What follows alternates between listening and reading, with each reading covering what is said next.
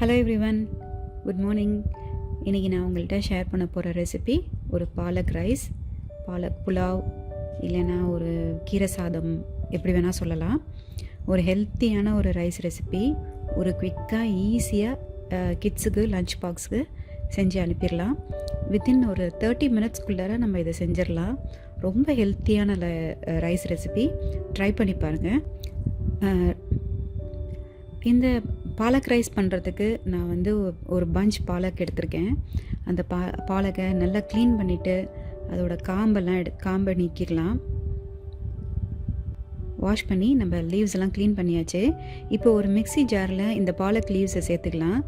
2 green chillies சேர்த்துடலாம். அதில் 1 inch ginger சேர்த்துடுவோம். 1 டீஸ்பூன் லைம் ஜூஸ் சேர்த்துடலாம். ஒரு 1/4 கப்பு தண்ணி விட்டு இதை நல்லா ஃபைனாக அரைச்சிக்குவோம்.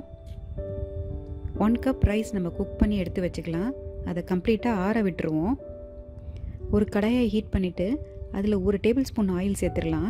அதோட 1 டீஸ்பூன் கடுகு, 1/2 டீஸ்பூன் உளுத்தம்பருப்பு, 1/2 டீஸ்பூன் கடலைப்பருப்பு, நல்ல ஒரு கைப்பிடி முந்திரி பருப்பு, 2 காஞ்ச மிளகாய், இதெல்லாம் சேர்த்து நல்லா ரோஸ்ட் பண்ணிக்கலாம். பருப்பு நல்லா பொன்னிறம் ஆகிற வரைக்கும் நல்லா வறுத்துக்குவோம். நம்ம அந்த அரைச்சி வச்சுருக்க இந்த பியூரியை இதோட சேர்த்துடலாம். சேர்த்து நல்லா மிக்ஸ் பண்ணி விட்டுருவோம். ஒரு டீஸ்பூன் சால்ட் இதோட சேர்த்து நல்லா மிக்ஸ் பண்ணி விட்டுறலாம். 1 டீஸ்பூன் கீ இதோட சேர்த்துடுறேன். சால்ட்டோட லெவல் எப்படி இருக்குதுன்னு செக் பண்ணி பார்த்துங்க. இன்னும் கொஞ்சம் சால்ட் தேவைன்னா இந்த ஸ்டேஜில் சேர்த்துக்கலாம். இப்போ ரைஸை சேர்த்துடலாம். ரைஸை சேர்த்து அந்த கிரேவியோடு நல்லா மிக்ஸ் ஆகிற மாதிரி நல்லா மிக்ஸ் பண்ணி விட்டுடலாம். மிக்ஸ் பண்ணி விட்டுட்டு ஒரு 1 மினிட் அதை நல்லா சாட் பண்ணுவோம். அதுக்கப்புறம் ஸ்விட்ச் ஆஃப் பண்ணிடலாம். பசங்களோட லஞ்ச் பாக்ஸ்க்கு இதை நம்ம குவிக்காக ப்ரிப்பேர் பண்ணி அனுப்பலாம். ஸோ ட்ரை பண்ணி பாருங்கள். ட்ரை பண்ணி பார்த்துட்டு உங்களோட ஃபீட்பேக் எனக்கு கண்டிப்பாக சொல்லுங்கள். இன்னும் ஹெல்த்தியான டிஷ்ஷோட அடுத்த வீடியோவில் சந்திக்கிறேன். Until then by from Premalatha Aravindan.